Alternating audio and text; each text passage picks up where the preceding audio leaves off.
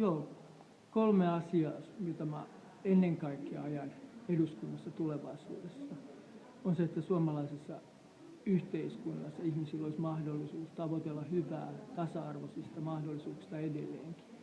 Yhteiskuntaa, missä kaikki olisi mukana, missä ei olisi enää leipäjonoja, vaan kaikkien mahdollisuudet olisi käytössä. Se on se, mikä on saanut meidät onnelliseksi kansakunnaksi.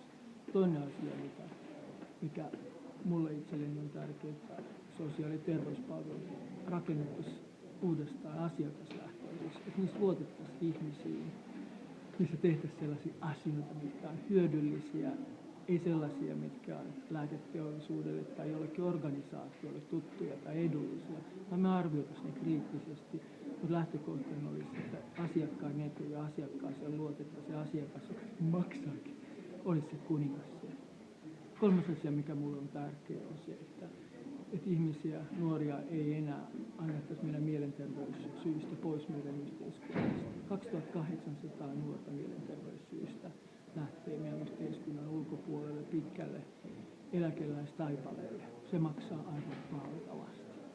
Jokainen maksaa 4 miljoonaa. Me voitaisiin estää tämä. Me voitaisiin pieni summa siitä, mitä kuluu, jos hän eläköityy, ja satsata siihen, että häntä autettaisiin riittävän nopeasti, riittävän paljon ja juuri hänen mukaisellaan tavalla. Me voidaan ihan hyvin tehdä sitä.